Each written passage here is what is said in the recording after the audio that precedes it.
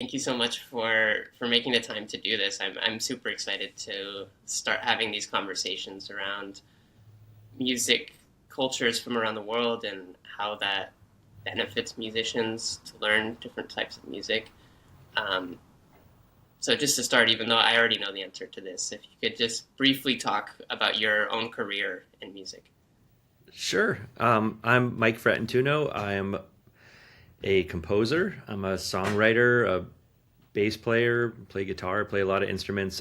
But mainly, right now, I'm in a partnership with my two brothers from another mother, Terrence and Brian, who are the other part of Transcenders. And we've been composing together for film and television for about 20 something years now. And prior to that, well, we still are, but prior to that, we were in a band together. We were all in Black Eyed Peas together. We are songwriters. We are just musicians of all kinds, really.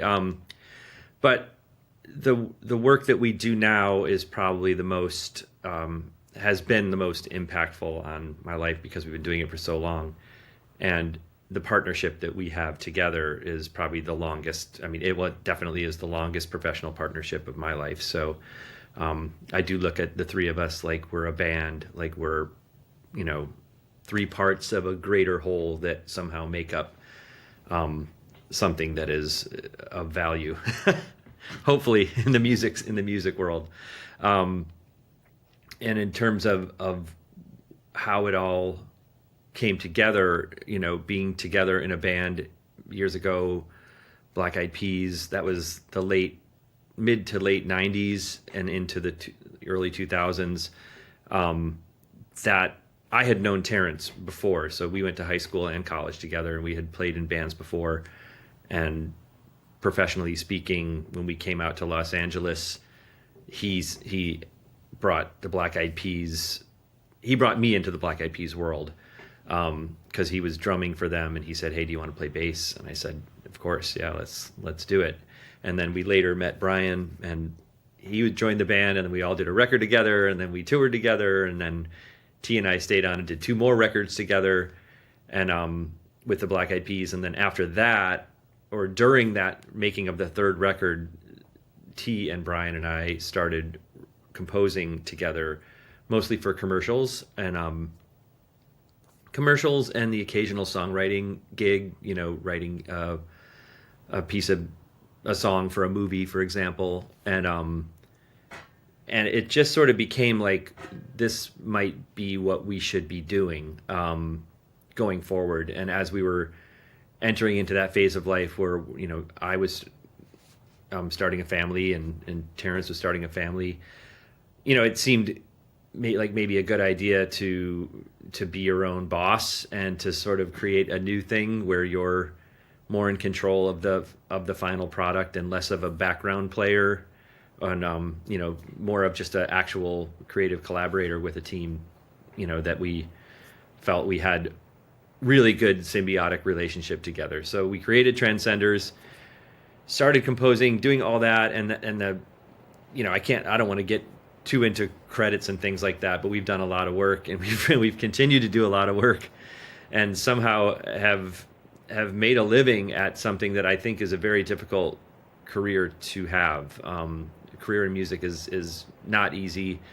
I think some people might look at it and think, oh, these guys, they get to make music all day and they're lucky, and they're not wrong. I mean, we are lucky for sure, but it really just takes an incredible, I think, amount of fortitude, personal sort of what do you call it? Hustle, a lot of hustle and a lot of fortitude to keep at it. And I don't want to I won't get into too much of that stuff, but a lot of rejection, a lot of, I guess, failure, that sort of failure that builds you and makes you stronger as both a person and as a musician, and grows your character, I think, and makes you hopefully somebody who is easier to work with as you get older rather than harder to work with. So there's a very long answer to a very short question. Well, I mean, it's a great answer. There's so much that you've done throughout your career, and it's hard to put that into a brief answer. So I appreciate you explaining also what you just mentioned at the very end about how important it is to be someone who's beyond just a musician. I think is kind of how I would summarize it, and is easy to work with, and is someone that people can get along with. Um, so shifting gears towards Futures in Tune, how did your involvement start with that? And I'm curious to know what the program means to you on a personal level as well. Yeah. Well, it's remarkable. So Brian and his wife Rosalind, who's from South Africa, during the pandemic, Terrence and Brian and I were talking, and I know Brian had previous conversations with Roz about doing something, doing something different. I think for us, and you can use the term giving back to community, giving back to the world, giving back to, because we've had, I think, good fortune in this business and in this industry, and we've had our share of success, and you sort of start to feel like, well, even on social media and whatever in the world that you're putting out into the world, what are you putting out into the world that is helpful or valuable or in any way changing something, changing something, making an impact. And the idea of Futures in Tune, actually, well, Futures in Tune is second. Transcenders Music Academy came first, in that Roz had a lot of connections in South Africa, and she was able to link us all with an amazing woman named Heather Partner down there in South Africa, who was able to facilitate starting a music school in a region of South Africa that is, remote and really difficult to get to, and resource-wise, they didn't have the resources that we have here. They didn't have instruments. They didn't have. Their school is very small, and electricity was coming from 5 extension cords strung together from a house a ways off, and the idea of starting this was just that. Like, what if we tried this? Like, what if we tried to actually build a music school somewhere very remote and help kids who don't have access to music education get access to music education? And based on the idea that music education actually changes people's lives. And I do think that, and I feel that in my heart, that there's nothing like music to bring people together, and there's nothing like the arts are great in general, but music somehow has this transcendent quality to be able to just really bring people together, and it sort of doesn't require you to have right from the start technical skill at all. You can get into music just by clapping your hands, stomping your feet, and screaming into the into the air if you want. So anyway, the impetus for Transcenders Music Academy came about through these conversations, and it's quickly took off. We ordered instruments and had them shipped down there. Heather coordinated teachers for us down there who were traveling an hour to an hour and a half each way every day, or every Friday once a week, to teach this class. But what was really remarkable is how quickly the class became a part of the culture down there, and how they were so proud of it, and the kids were so engaged, and we were getting videos back of the kids learning music and being in a choir and learning recorders and playing together and singing and dancing, and it was just so heartwarming and remarkable and life-changing to see that this little effort, and it wasn't like this crazy, oh my God, this is so impossible to do this. It was, difficult and challenging, but the results were so far outpaced the effort that it was like, wow, I can't believe this can be done. Not only for a very small initial investment, but also just caring, just doing it. Like, and Heather is a remarkable person, and the teachers down there. I won't get into listing everybody, but they're incredible, and they made such a huge impact in such a short amount of time that it quickly kind of got bigger, and more kids wanted to get involved, and with all that came the growth of Transcenders Music Academy, and we started to think. Well, we actually got into a conversation with Laura and Dave at Blue Music School here in LA, and they were excited, and then they wanted to get involved, and we decided at that point to partner up with them and create Futures in Tune. Credit where credit is due. This is, I am but a player in a, you're aware, you're very involved as well, but just one person in a team of people who have sort of created this thing. And at this point, I have less to do with it on a day-to-day than Laura does, and Vanessa and the teachers around the world who are doing this, because they're the ones who are creating the curriculum, and they're the ones who are interacting with the kids on a daily basis and making a huge impact in their lives. So just that said, to me, it's been very fulfilling to be a part of it, to have input in how decisions are made, and to have sort of like a voice in the room, when we're talking about like what matters and what's important for this program, and like what our actual intention is. And it's really difficult conversations, I think, that we've all had to have about culture and about respect, and how do we honor every culture, and how do we respect each culture, and how do we keep ourselves from putting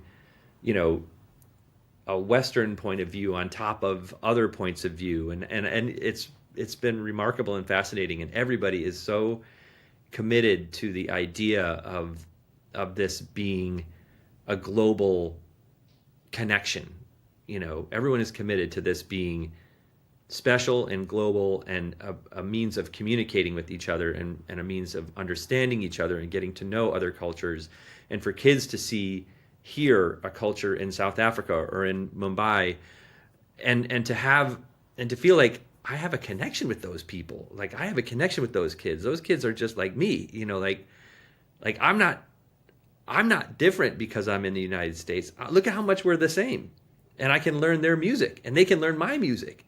And we can learn each other's songs, and we can all sort of like feel a little bit like the world is more connected, just a little bit more connected. Not like these places, because they're so far away, like we're so different. It's music has always done that for me. So I think everyone who's involved with the program sort of feels the same way, that this connectivity is what is lacking, or what is slowly dying in the world, the connection between people, and that this little thing might be a way to help these kids moving forward to just have a little bit of a different point of view. That hey, when I was a kid, I did this music class, and it connected me with other kids in other parts of the world, and it made an impact on my psyche and on the way I think. And now I think the world is a little bit smaller than it was before, something like that.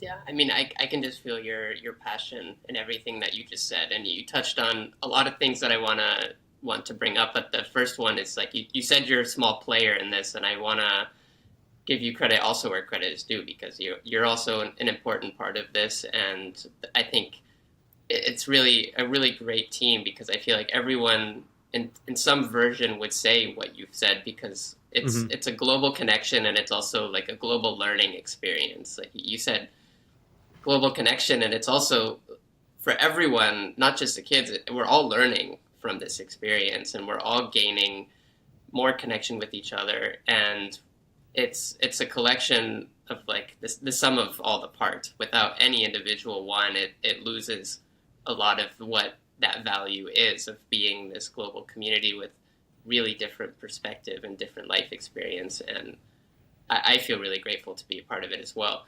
Oh, that's so great. And And also you, being a musician. yeah, well, and you've brought so much energy to it as well. And every person that gets involved, I hope they feel the same passion that you do, because you came in just ready to go and just ready to get involved, and it's been really so exciting, and we're so happy to have you on board as well.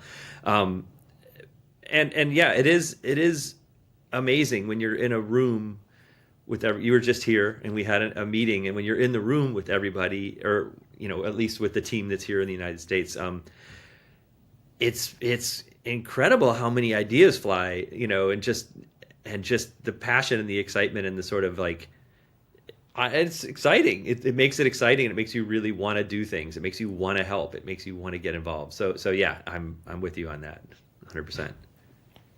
Yeah, I totally felt the same way when I was just there. It was really great to get to be with everybody. So the next question is pretty closely related to what you were talking about before, about how music specifically has such a transcendent power beyond different forms of art, or in a different way than other forms of art. And I want to know, in your own experience, how music education has benefited your life in non-musical ways. Um, Mm. because I mean, I can answer that question easily for myself, and I think many musicians can easily answer that. But I think a big reason why we're having this conversation is also to help explain that to people who aren't musicians, because for us it's just such an intrinsic, natural thing. Like I think so many musicians would say some version of how music is just a part of their life constantly. It's always there. But I'm Yes. curious to know what your perspective is on how it's benefited you in specific ways throughout your life. I mean, I think to enumerate them would be a fool's errand at this point. I'm nothing without music. I don't think it's created my life in a lot of ways. When I was really little, I started taking piano lessons, and I don't know. I mean, I felt like I probably had an aptitude for it, for music, and felt a connection to it, even though I didn't love reading music, and I didn't love lessons, and I didn't love practicing, and I didn't I didn't love all those things. I did love playing piano. I enjoyed that part of it, but I didn't like the structured elements of it as much. But a music teacher in second grade, who put me with that instrument right there, the upright bass. And I was little, just a little kid, and she gave me an opportunity to play that. Mrs. Willis was her name. An opportunity to play that instrument as just a little person. I would sit on a stool, and I would play the upright bass. And to think that started in second grade, and I'm still playing it now. I'm still playing bass now, and I'm in my 50s. It's amazing to me. It's a long relationship with not only that instrument, but with music, and it's been such a long and crazy career with lots of offshoots and lots of education, and lots of great teachers. But I can point to all of the music teachers I had and say they all completely changed my life in one way or another, and they all completely changed my perspective, and they changed who I am, and they made me who I am. And I think I looked at other arts. I was into acting and musical theater at a certain point, and then later I chose music as my focus, and it was senior year of high school. I just kind of changed. I said, you know what, I want to go in this direction, and that's what I want to do. I want to play music, and I just kept doing it, and and the connection between musicians then became my education. The different bands I was in, playing with different people, asking them questions, always listening, always trying to explore new types of music, and buying CDs, and remember those days, buying CDs, buying records, taking CDs out of the library and recording them on cassette and listening in my headphones, constantly studying, and you talked about different cultures, but music from different cultures and a lot of jazz, and just exploring the whole world of music and how it all kind of plays together and fits weaves into each other. I think created not only who I am as a musician, but probably who I am as a person, and music can be a very singular pursuit, much like a sport, like you're a runner, you got to do it on your own. You have to practice and you have to sit in a room alone and sort of force yourself to practice if you want to get better and to challenge yourself to do something different and to challenge yourself to do something new. But then it's also a collaborative effort and becomes a team game, when you're almost like a basketball team, when you're on stage with other people and they're relying on you to be there for them and to support them. And particularly because I'm a rhythm section guy, I'm a bass player first. I think that foundation, that support is kind of a lot about who I am. I'm very much like a guy who's foundational, in that I'm not a lead guitarist.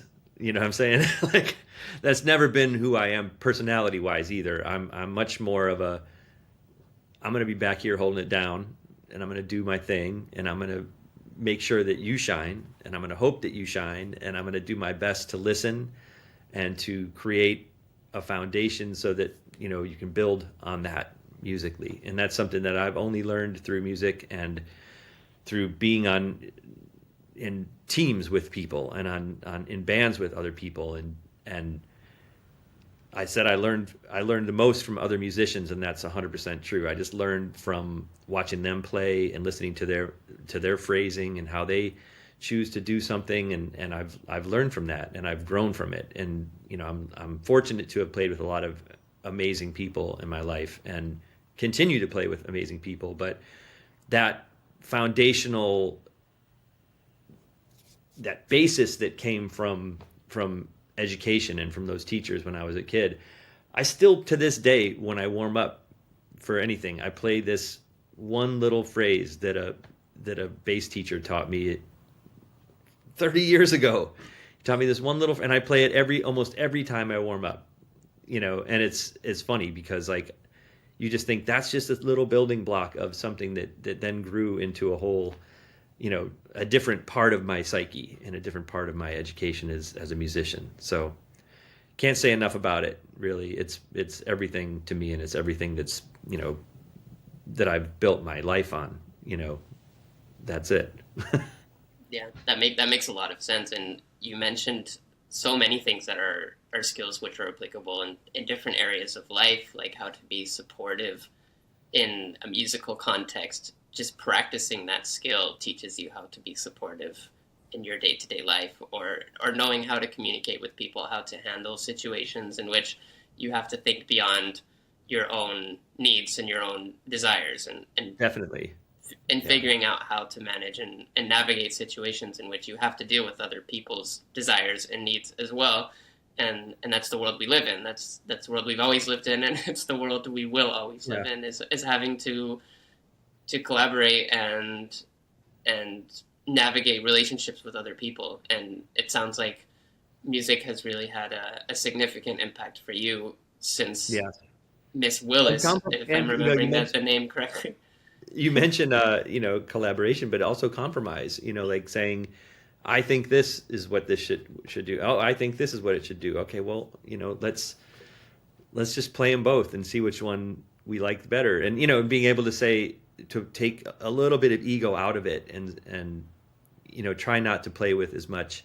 I don't know. Now we're talking about music in general. This is more like, actual, how do you survive as a musician and become somebody that people want to play with. And a lot of it is that you're willing to hear, and to stop from having your ego be the biggest ego in the room and just say, okay, I like that too. Let's just play that. Let's just do it your way, Mm-hmm. And eventually that's what it's all about, is collaboration and cooperation and, in some cases compromise, and in other cases saying no, I'm firm about this. This is what we should do.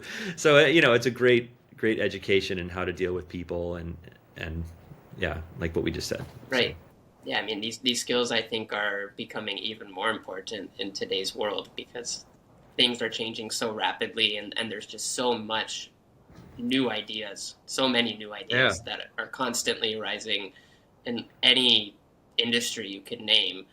And being able to sit in a room of people with different ideas and different perspectives and know how to navigate that and know when to stand up for your own ideas, know how to listen to other people's ideas, and just being able to recognize the simple fact that like you or me or anyone as an individual doesn't always have the best idea, and it's okay, Yeah. and that there's nothing wrong with that. There's no shame to be had around that. If anything, Right.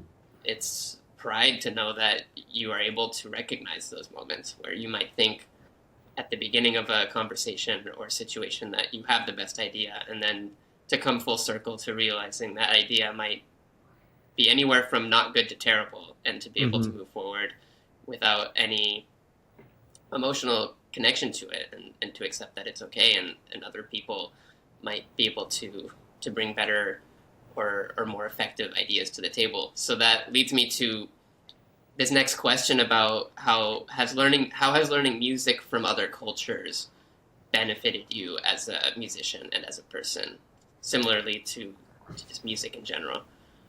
Yeah, it's funny because when I read that question earlier, I thought, man, this is a tough one because I don't know that as I was growing and learning as a musician that I always identified it as something from another culture. You know what I'm saying? As much as I was thinking about it in terms of like maybe how it relates to my experience and how it relates to what I know. So when you're listening to, it's like, I don't know, Baba Mal, somebody from Senegal, and you're thinking, if I'm thinking about it always in terms of how it's different than what I would listen to, instead of trying to get into the head of the music itself and just sort of like experience it, then I'm in some way maybe limiting myself, and I probably did this as a young musician, of course, and I probably do it now. I'm not suggesting that I'm above it. But to look at it that way and to always say, okay, this is another culture, and how can I understand it? I don't know. I don't know that I did it. I don't know that I did that as much as I said, oh, I'm interested in this artist. And then I started listening to that artist, like Fela or something like that. You start listening to it and you're just grooving on it. And you're just like, this is dope. Like, this is sick. And this reminds me a little bit of James Brown. And this reminds me a little bit of that rhythm that I heard in this other piece. And this reminds me a little bit of this artist from a completely other part of the world. And then you're hearing Brazilian rhythms, and you're sort of hearing how they relate to the African rhythms, and you're hearing Jamaican music and reggae, and you're hearing how that relates to Latin music, and all these things just become this soup at some point of music. And again, we're getting back to what is universal about this, and it is rhythm. It is just that rhythm in all cultures, no matter what kind of rhythm it is, and no matter how tangible it is to you, whether or not you can understand the rhythm, if it's a time signature that doesn't really compute at first, if you sit with it long enough, and if you sit with any music long enough, and I'm saying this about even, something that you just don't like it at first. It doesn't jive with you. You're not just like, oh, I don't like this very much. But if you just immerse yourself in it for a while, you're gonna take something out of it. You're gonna bring something out of it that you can either use yourself or that you can find value in, and you can say, and again, this gets back to the conversation about communication, and like right now in the world, what is lacking seems to be communication. Like, we gotta listen, we gotta try to hear what the other person's saying, even if we don't agree with it. But when it comes to rhythms and music and culture, we can also try to find the thing that is like the same about it. Like, what is it that I love about this? Oh, I love the way that flute comes in right there. That is amazing. And on this rhythm is deep. It's like got me, and if I'm thinking about a bass line I could write to that rhythm right now, whatever it is. Like, I don't know that I looked at it as always being different as much as just being a part of something that I needed to probably explore, if that makes sense. That makes a lot of sense, and I really like that answer a lot, because I think that really encapsulates why it's important to learn not just music, but just anything that any person can learn about cultures from around the world. Because the more you do that, the more you end up in this position that you just described, where they do start to become less differentiated in your mind and in your day-to-day life. Yeah. As you were speaking, I was just thinking about how when I listen to different music, I mean, my foot taps regardless. I mean, my foot's not discriminating between music that's more familiar and less familiar to me. If it has something that just connects with you on like a physical level, that's just going to happen, and you're not, in your brain is not thinking, no, that's not music from this culture. That's this. It's just music, and you're tapping your foot, and you're having this experience that is something which is really special. So Yeah. So I think what you said, it's benefited you. It seems like from what I understood, in the way that it's helped you to become more open-minded with others and open-minded with yourself, and more curious, because Yeah, definitely. as you're making all these connections that you were listing as well, there's always more connections to be made. There's always more new ideas that you can create for yourself. There's more new bass lines that you're going to think of for yourself. The more music you listen to, whether it's from India or South Africa or anywhere else, it's all something that can benefit us as people and as musicians. I think that's a hard thing to. As a musician, it's a hard pill to swallow, that you're never gonna finish. You'll never be done. You'll never. There's always something new to discover, and if it's an artist that you sort of never even listened to, or whatever it is, there's just an infinite amount of music out there to sort of discover. And you could do a deep dive into something that you've never, like, I could do it tomorrow. I could say, oh, I'm gonna get into this band, and I never got into this band, or I'm gonna take a deep dive into a certain country's music and just do it for a year, and you could do that, and you still wouldn't even scratch the surface of what's available to you as a musician, as an educator, or as an education in music can provide you. You'll never get to the end. Right. I can't agree more to that. It's raining really hard here right now. I don't know if you can hear it, but it's like, no, I can hear the rain now that you mentioned it, I can start to hear it. But anyways, just on that note, like I think that's a good spot to wrap up. Unless there's any other thoughts that you wanted to share, just in general. No, well, not really. I mean, I think, to sum things up, I think music education, regardless of whether you have an aptitude for music, or you think you have an aptitude for music or not, it will benefit you in some way, and it's proven to benefit children in many ways. Aside from just math and learning languages, I've always thought of learning music as learning a language. That you learn it through it becoming a part of you. And that language becomes something that you can speak to, and then you never lose that your whole life. Like, you'll never. Music is the language that you don't forget. When you learn it, it's like, oh, I learned Spanish in high school, and I don't really speak very good Spanish right now. Or I learned whatever language, French, and I don't speak very good French. It doesn't matter. When you learn music, it's like riding a bicycle. You just do not forget what part of it touches you and what part of it means a lot to you.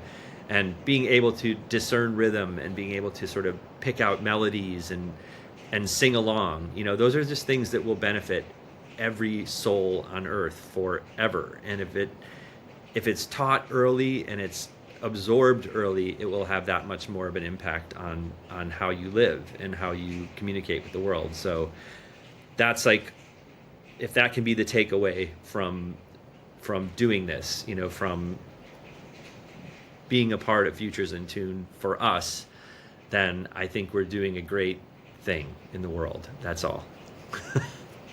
I totally agree. That's a great place to stop. Thank you so much for taking the time to do this. Thank you, Eli. It's been a pleasure, and it's always nice to talk to you and to see you as well. So, thank you. Thank you.